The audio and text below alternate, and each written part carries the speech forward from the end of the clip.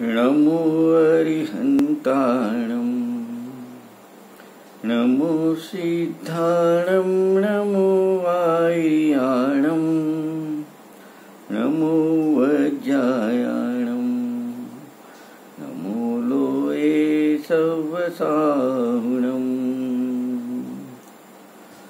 नत्वा जिनेन्द्रं गतसर्वदोषं सर्वज्ञदेवं हितदर्शकं च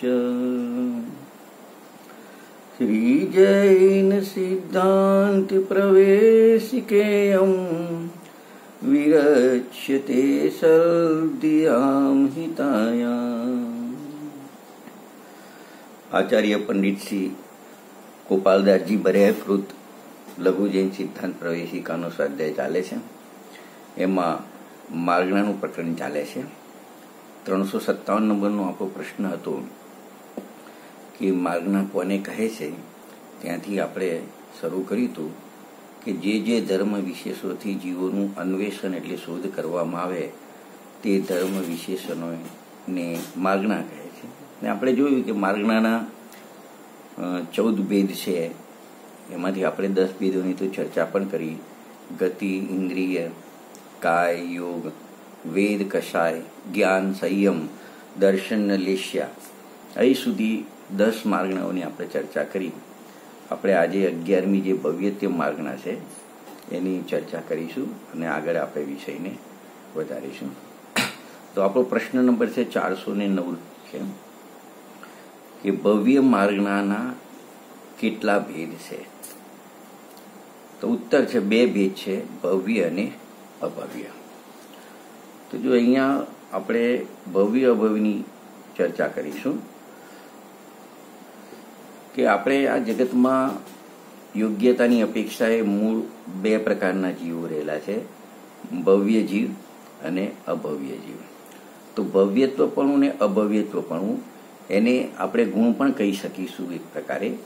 અને એ જે ગુણ જેનામાં હોય, ભવ્યત્વ ગુણ હોય એ જીવને ભવ્ય કહીશું અને અભવ્યત્વ ગુણ જેને હોય એને આપણે અભવ્ય કહીશું। તો આપણે આની ચર્ચા કરીશું ભવ્ય માર્ગણાની કે જો પહેલા આપણે ભવ્ય અને અભવ્ય શબ્દ જે છે એને ગુણના માધ્યમથી સમજીશું, પછી આપણે એને એ જીવના માધ્યમથી સમજીશું, એની ચર્ચા કરીશું। તો સૌથી પહેલા જે આ ભવ્યત્વ અને અભવ્યત્વ એ જીવના અનુજીવી ગુણ છે। આગળ પ્રશ્નો આવે છે સિદ્ધાંત પ્રવેશિકામાં કે અનુજીવી ગુણ અને પ્રતિજીવી ગુણ। તો અનુજીવી ગુણ જે સ્વભાવથી જ હોય છે, મૂળ ગુણ છે જે, એ બધા અનુજીવી છે, અને જે કર્મના અભાવમાં પ્રગટ થાય એ પ્રતિજીવી ગુણ છે કે જેમ જે અગુરુ લઘુત્વ, અવગાહનત્વ, અવ્યાભાસ, સૂક્ષ્મત્વ, એ 4 ગુણ છે।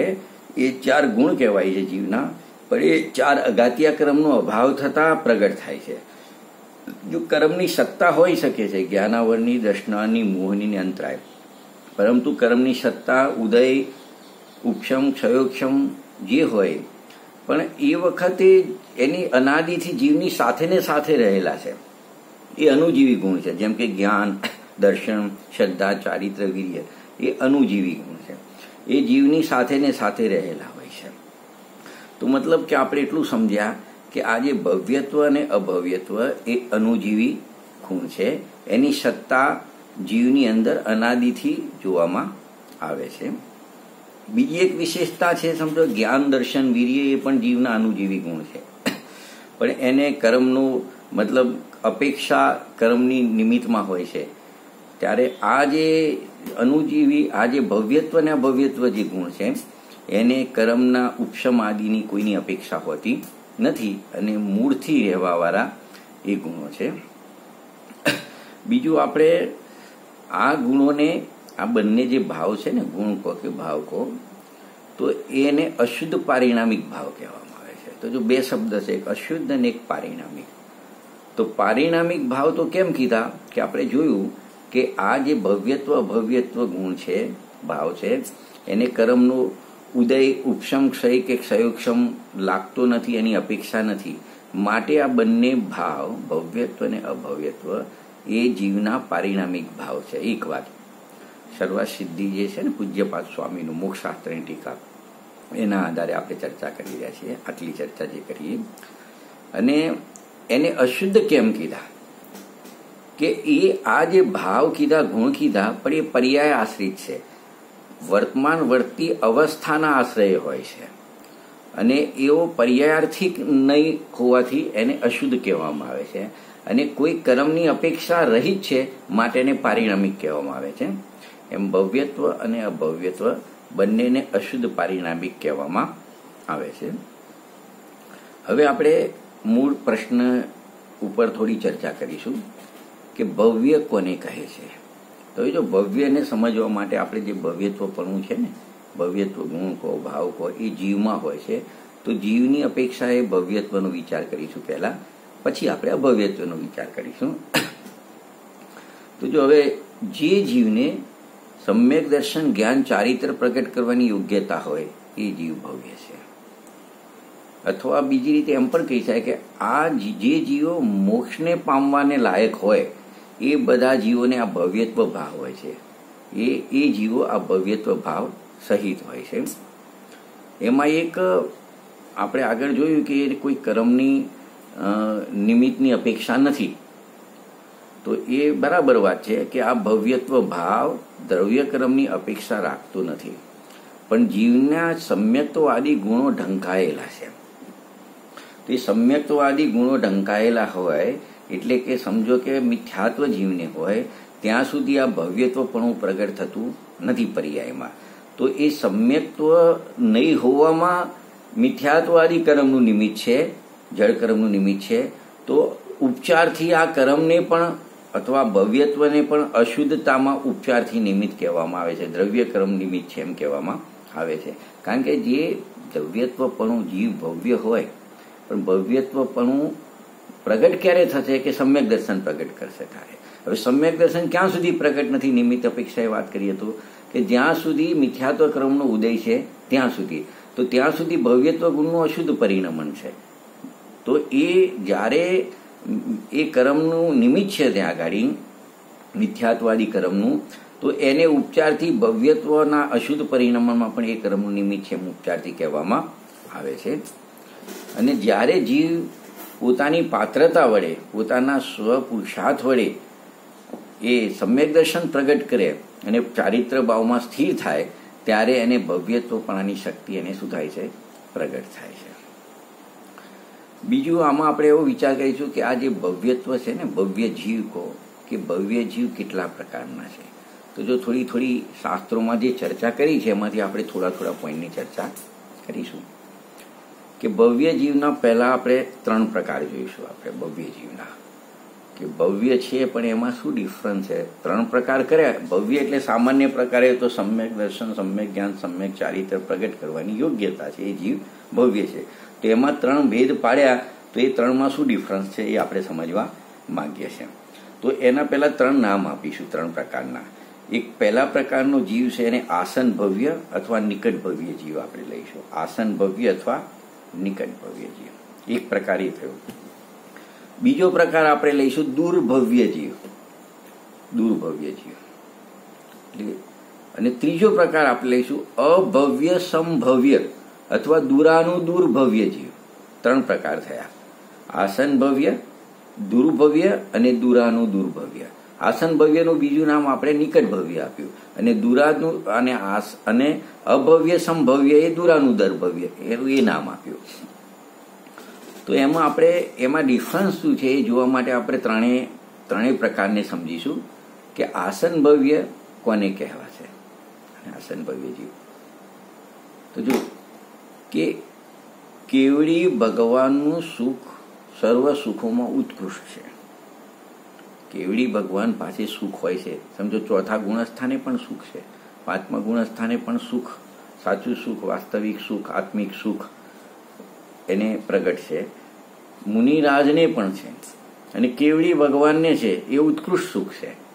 એક તો એ અપેક્ષા કે સમ્યક્ત થતા સુખ થાય છે પણ ઉત્કૃષ્ટ કેવડી ભગવાન પાસે. અને એની સામે એમ પણ લેવાય કે અજ્ઞાની મિથ્યા દ્રષ્ટિને જે સંસારમાં સુખ લાગે છે, સંયોગમાં સુખ લાગે, વિષય ભોગમાં સુખ લાગે, રૂપિયા પૈસામાં સુખ લાગે, તો એ ખરેખર સુખ જ નથી. જે ઉત્કૃષ્ટ ને સાચું સુખ છે એ કેવળી ભગવાન પાસે જે સુખ છે એ જ પૂર્ણ સુખ, સાચું સુખ ને ઉત્કૃષ્ટ સુખ છે. તો જો આ વચન જ્યારે આ જીવ સાંભળે છે અને એ જ સમયે એનો વિશ્વાસ કરે છે કે ખરેખર સુખ તો આ ભગવાનની પાસે છે, એ સાચું સુખ છે, અને એવો સુખ સ્વભાવ તો મારી પાસે પણ છે, અને હું પણ મારો સત્સન્મુક્તાનો પુરુષાર્થ કરું, આત્માનો અનુભવ કરું, આત્માના શ્રદ્ધા જ્ઞાન કરીને એમાં ચારિત્ર પ્રગટ કરવું, લીન થવું, તો મને પણ એવા સુખની પ્રાપ્તિ થાય. તો આવું વચન સાંભળી અને એ જ સમયે વિશ્વાસ કરે એ જીવ ભગવાનનો ભાજન આસન ભવ્ય છે. મતલબ એ જીવ આસન ભવ્ય છે, અથવા એને નિકટ ભવ્ય કહેવામાં આવે છે. એટલે તમે શ્રદ્ધાને એ સમયે કરો છો, તમે નિકટ ભવ્ય છો, અને તમને હજુ એનો વિશ્વાસ નથી આવતો તો તમે નિકટ ભવ્ય નથી. બીજો નંબરનો આપણે જીવ લઈશું. બીજો દુર્ભવ્ય કોને કહે છે? તો જો ભવ્ય તો પહેલાય હતું, દુર્ભવ્ય ભવ્ય છે, અને દુરાનું દુર્ભવ્ય ભવ્ય છે. તો પેલા જીવને આસન ભવ્ય અથવા નિકટ ભવ્યને એને એ જ સમયે શ્રદ્ધાન કરી લે છે, એ આસન ભવ્ય થઈ ગયો. અને દુર્ભવ્ય જીવ કે ઉપરોક્ત વચન સાંભળી અથવા ભગવાનને આવો ઉપદેશ સાંભળી, પોતાના આત્મહિત સમ્યક દર્શન પ્રગટ કરવાનો ઉપદેશ સાંભળી અને આગળ જઈને વિશ્વાસ કરશે કે વાત તો બરાબર છે, વાત તો બરાબર છે, પણ હજુ વિશ્વાસ કરતો નથી. હજુ એની જે પ્રવૃત્તિ છે અનાદિથી અજ્ઞાનવશ મિથ્યાત્વ, એ જ પ્રવૃત્તિમાં રોકાઈ રહે છે. તો એનું ભવ્યત્વ પ્રગટ થવાનું ઘણું દૂર છે, તો એને દુર્ભવ્ય કહી દીધું. મતલબ એને સમ્યક દર્શન, સમ્યક જ્ઞાન, સમ્યક ચારિત્ર ઘણું દૂર છે, ભવિષ્યમાં પ્રગટ થશે, તો એને દુર્ભવ્ય કહી દીધું. મતલબ આ બે ડિફરન્સ ઉપરથી એક સમજવાની વાત છે કે ભગવાનની વાણી સાંભળવામાં આવે છે, ભગવાનનો ઉપદેશ સાંભળવામાં આવે છે, મોક્ષ માર્ગ પ્રગટ કરવાની જે વિધિ ભગવાન બતાવી રહ્યા છે, આપણને આચાર્ય ભગવંતોએ શાસ્ત્રમાં બતાવી છે. તમે કેટલો જલ્દી એનો વિશ્વાસ કરો છો અને એ પ્રમાણે આપણું જીવન બનીએ છીએ, આપણે એ પ્રમાણે આનું માપ નક્કી થાય છે. અને ત્રીજો જીવ એવો લીધો કે ભવ્ય તો છે પણ એને અભવ્ય સમભવ્ય કહી દીધો. કે અભવ્ય જીવને ક્યારે સમ્યક દર્શન, સમ્યક જ્ઞાન, સમ્યક ચારિત્રની પ્રાપ્તિ થવાની નથી.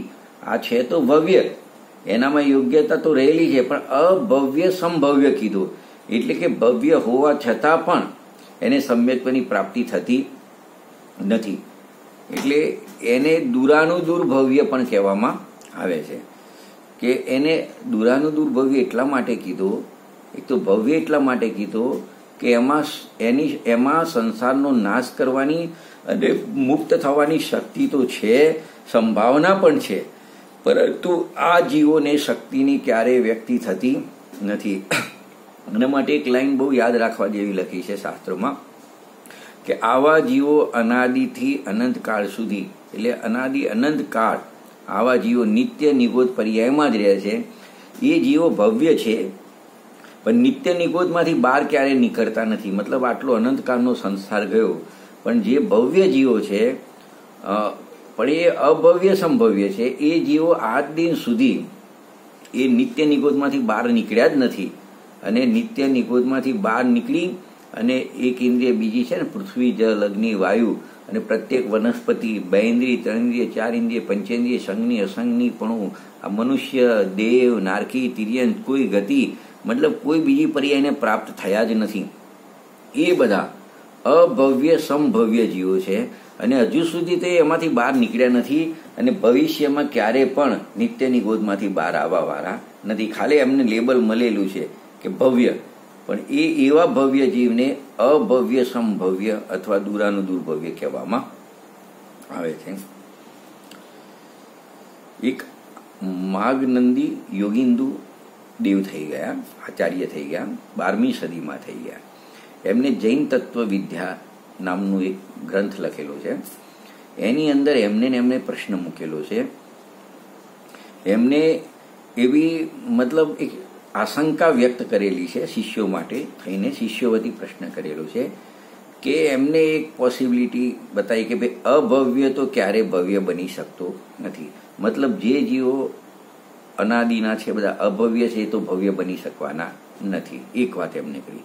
બીજી વાત એમને કીધું કે જે ભવ્ય જીવો છે એ તો મોક્ષ જતા જ રહે છે, કે ઓછામાં ઓછા 6 માસ ને 8 સમયમાં 608 જીવો તો મોક્ષે જાય છે ને જાય છે, એથી વધારે પણ જાય છે. આ તો ઓછામાં ઓછા કીધા, બરાબર. તો પછી એક સમય એકની સ્થિતિ એવી પણ આવી શકે કે બધા ભવ્ય જીવો મોક્ષમાં જતા રહે અને અભવ્ય નવા ભવ્ય તો બનવાના નથી, જે છે એ સંખ્યા ફિક્સ છે. તો પછી સંસાર ભવ્ય જીવોથી શૂન્ય થઈ જશે, કારણ કે બધા ભવ્ય જીવો મોક્ષમાં જતા રહે છે ક્રમથી બધા, તો પછી શૂન્ય થઈ જશે સંસાર બધો ભવ્ય જીવોથી. અને આવું થાય તો મોક્ષનો દરવાજો જ બંધ થઈ જાય, કારણ કે મોક્ષ જવાળો કોઈ જીવ જ બાકી નહીં રહે. તો પછી એના અભાવમાં ધર્મ આરાધનાનું શું બધું કોણ કરશે? પછી કોઈ ભવ્ય જીવ જ નહીં હોય તો ધર્મ આરાધના કરવાનો કોઈ મતલબ એ નહીં રહે. તો એનો જવાબ એમને એટલો કીધો કે એક વાત તો એમને કન્વિન્સ કરી કે અહીંથી જેટલા જીવો મુક્ત થશે એ બધા નિયમથી ભવ્ય હશે, પરંતુ જેટલા ભવ્ય જીવોની સંખ્યા છે ને અહીંયા સંસારમાં, એ બધા મુક્ત થઈ જશે એવું ક્યારે બનશે નહીં. કે બધા ગયા ગયા ગયા એમ કરતા બધા ખાલી થઈ જશે એવું ક્યારે બનવાનું નથી. કારણ કે બધા ભવ્ય જીવોને હજુ તો એને સમ્યક્ત્વ પ્રગટ કરવાની સામગ્રી પ્રાપ્ત થતી નથી, અને એ પોતાની યોગ્યતા તો પડી છે, પણ જે એનું દ્રવ્ય ક્ષેત્ર કાળ ભાવ બધું નિમિત્ત જે જોઈએ એ નિમિત્ત એમને હજુ એક સાથે બધાને મળી જવાનું નથી. એટલે બધાની એ પ્રમાણે મુક્તિ થઈ જવાની નથી. એ પોતાની યોગ્યતાને પ્રગટ કરી શકવાના નથી. અને એવા જીવોને આપણે જોયું ઉપર દુર્ભવ્ય જીવ કહેવાય છે. તો એવા દુર્ભવ્ય જીવ પણ ઘણા છે, કે બધા આસન ભવ્ય જીવો નથી કે ફટાફટ જેમ સમય આવે એમ બધા મોક્ષે જતા રહે.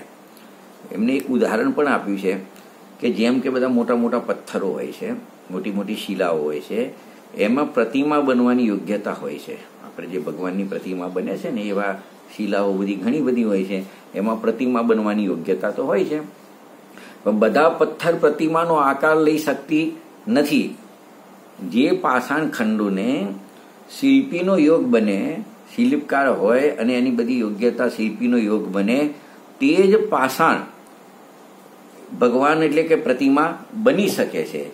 તો બીજા પાષાણમાં કોઈ પ્રતિમા બનવાની યોગ્યતા નથી એમ નહીં, એમાં યોગ્યતા તો પૂરી પડી છે, પણ એમને શિલ્પીનો યોગ ને જે બીજા નિમિત્તો જોઈએ એ નિમિત્તો બધી પ્રતિમાને બધા પાષાણને મળતા નથી. તે જ રીતે ભવ્ય જીવો પણ ઘણા છે, પણ એ બધા જીવોને વર્તમાન એવું નિમિત્ત મળી જતું નથી એક સાથે કે બધા જીવો એક સાથે મુક્તને પામે.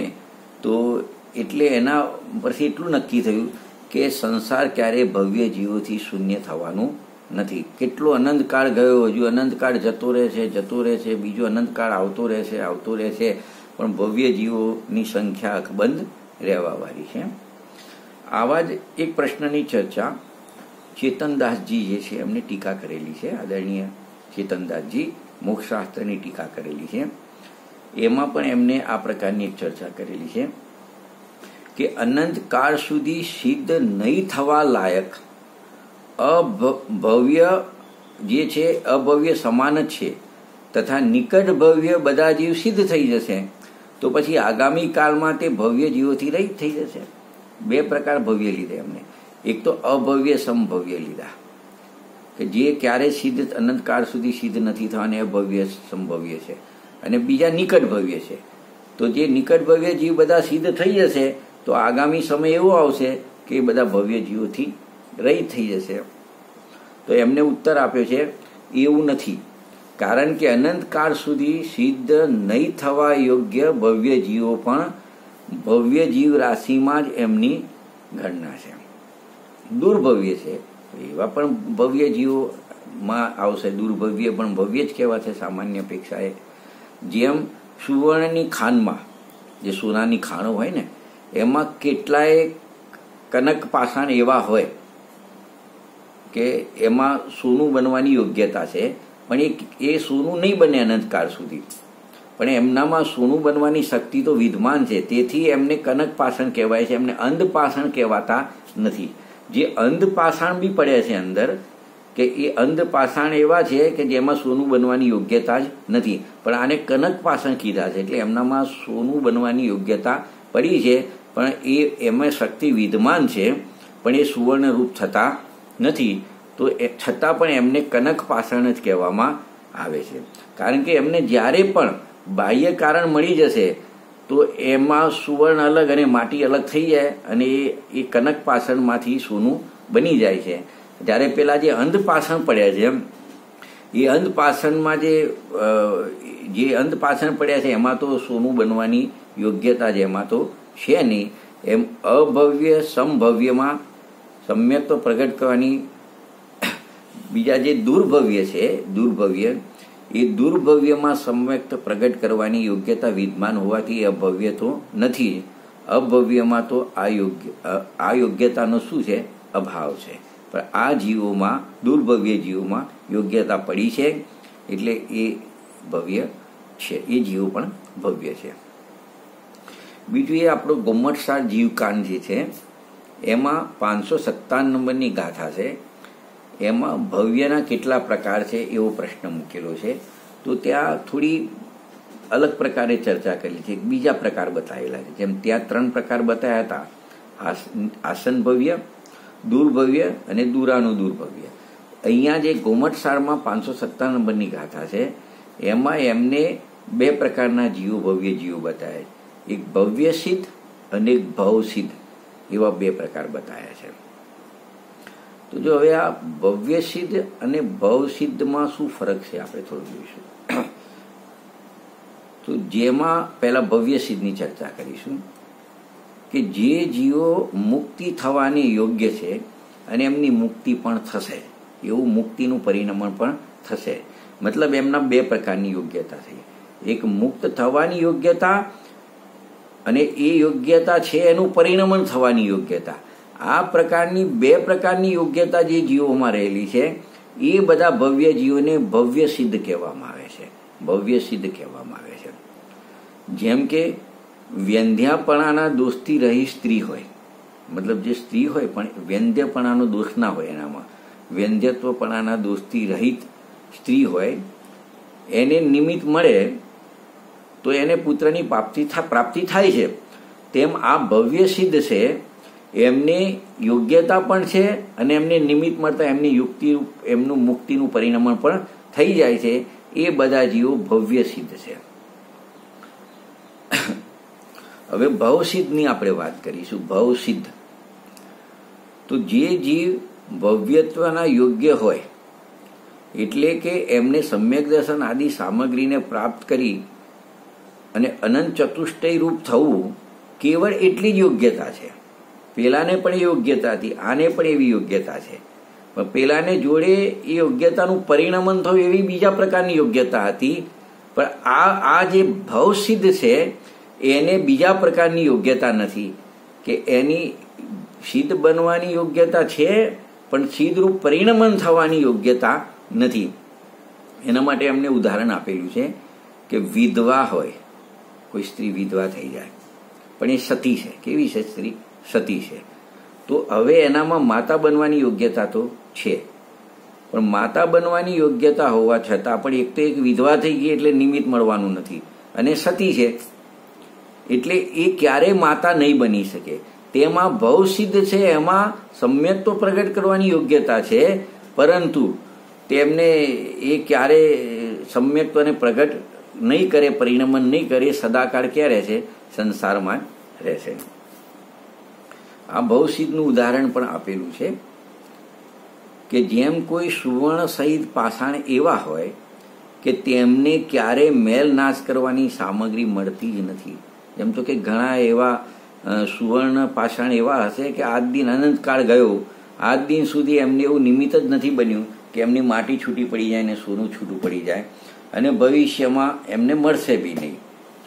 તેવી રીતે કેટલાય ભવ્ય જીવ એવા છે કે ક્યારેય પણ એમને કર્મમલ નાશ કરવાની સામગ્રી નિયમથી મળી નથી અને ભવિષ્યમાં મળવાની પણ નથી.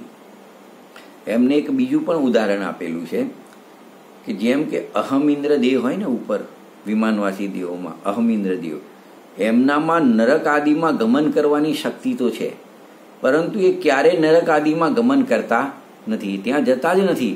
એનો મતલબ એમનામાં શક્તિ નથી એવું નથી, એમનામાં શક્તિ તો હોય છે નરક આદિમાં જવાની, પણ એ ક્યારેય ત્યાં જતા નથી.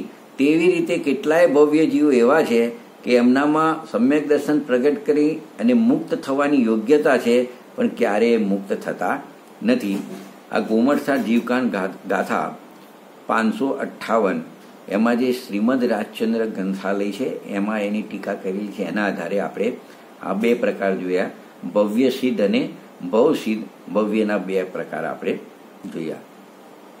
હવે એક સામાન્ય અપેક્ષાએ ભવ્ય જીવનો કાલ જોઈશું તો સાદી શાંત છે.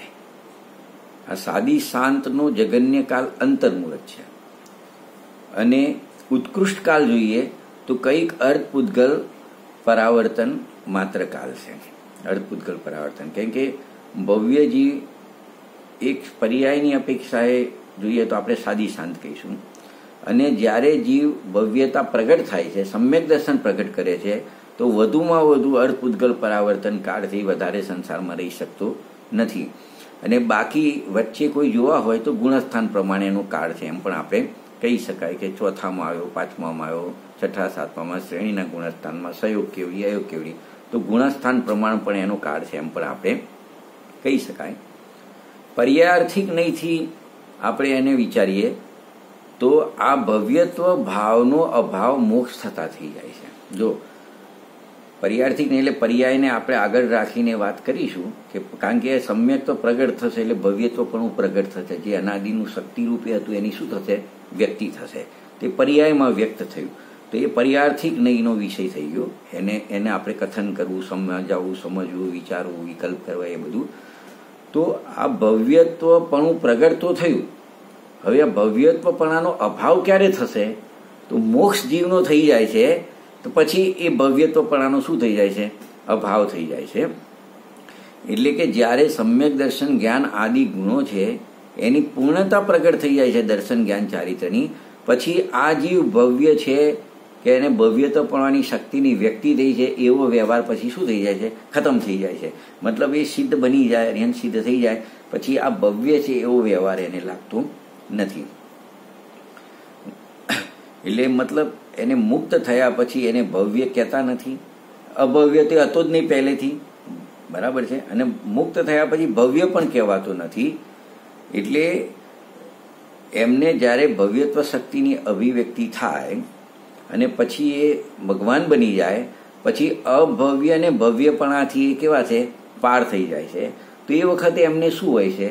તો એમને જીવત્વ પારિણામિક ભાવ હોય છે. એમને જીવત્વ પારિણામિક ચૈતન્ય ભાવ પ્રાણ એમને હોય છે. એ પણ એક પારિણામિક ભાવ છે. તો એવી એમને ચૈતન્ય ભાવ પ્રાણ શક્તિ હોય છે. આપણે કલ્યાણ યોગ પરિચય આદરણીય ડૉક્ટર ઉજ્જવલાબેને આ ખુલાસો કરેલો છે. બીજું કે બીજા ગુણસ્થાનને લઈને 14મા ગુણસ્થાનના સુધીના જીવોને બધા નિયમથી એ બધા કેવા હોય છે? ભવ્ય હોય છે. કે ભવ્ય અને અભવ્ય એવા બે જે ભેદ પણ છે એ મિથ્યાત્વ ગુણસ્થાનમાં જીવ હોય, પહેલા ગુણસ્થાનમાં, તો એમાં બે પ્રકારના જીવો છે કે અમુક જીવો ભવ્ય છે અને અમુક જીવો અભવ્ય છે. પણ જ્યારે સમ્યક્ત્વ પ્રગટ કર્યું પછી સમ્યક્ત્વ થયા પછી એને બીજાથી લઈને 14મા સુધીના ગુણસ્થાન હોય એ બધા નિયમથી ભવ્યત્વના જ ગુણસ્થાન હોય છે. એ બધા ભવ્ય જ હોય છે. હવે આપણે એક ચર્ચા બીજી કરીશું. ભવ્યની આપણે થોડી ચર્ચા કરી. હવે અભવ્ય કોને કહે છે એને આપણે થોડું જોઈશું. આ બીજો પોઈન્ટ છે. અને ત્રીજા પોઈન્ટમાં આપણે એના ગુણસ્થાનો બધા જોઈશું. બરાબર. તો જેનામાં સમ્યક દર્શન આદિ પ્રગટ કરવાની યોગ્યતા નથી એ જીવ કેવા છે? અભવ્ય છે. ત્યાં જેનામાં સમ્યક દર્શન આદિ પ્રગટ કરવાની યોગ્યતા હતી એ ભવ્ય છે. સમ્યક દર્શન આદિ પ્રગટ કરવાની યોગ્યતા નથી એ બધા જીવો કેવા છે? અભવ્ય છે. એટલે કે એમનામાં ભવિષ્યકાળમાં સ્વભાવ અનંત ચતુષ્ટયાત્મક એટલે સહજ જ્ઞાન, સહજ દર્શન, સહજ ચારિત્ર, સહજ વીર્ય આદિ રૂપથી પરિણમન અયોગ્ય છે જીવ. ક્યારે જે અંદર સ્વભાવ અનંત ચતુષ્ટય છે તો પર્યાયમાં એની એમને પ્રાપ્તિ થવાની નથી. એ બધા જીવો કેવા છે? નિયમથી અભવ્ય છે. આ અભવ્ય જીવો માટે શ્રીમદ રાજચંદ્ર ગ્રંથાલયમાં એની ટીકા કરેલી છે. કુમટસાર જીવકાની, એમાં ઉદાહરણ આપ્યું છે કે જેમ વ્યંધ્યા સ્ત્રી, જે સ્ત્રી વંધ્યા હોય એને નિમિત્ત મળે કે ના મળે, પરંતુ એ ક્યારે માં બની શકતી નથી, એમ અભવ્ય જીવ એવો છે કે ક્યારે સમ્યક્ત્વની પ્રાપ્તિ કરી શકતો નથી. અને આ અભવ્ય જીવ માટે કુનકુન આચાર્ય દેવે સમયસાર ગાથા 293 કહ્યું છે કે અભવ્ય જીવ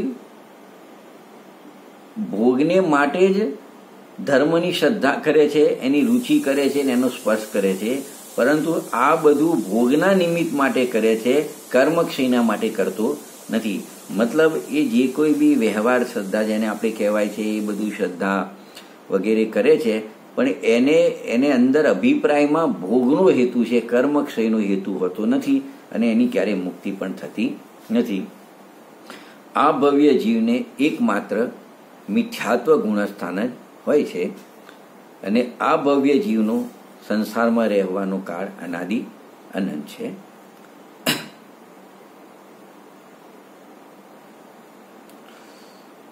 તો આ રીતે આપણે ભવ્ય માર્ગને આપણે જોઈ. હવે આપણે આગળ બીજી જે સમ્યક્ત્વ માર્ગના છે એનો આપણે બીજા સ્વાધ્યાયમાં ચર્ચા કરીશું. જય જિનેન્દ્ર.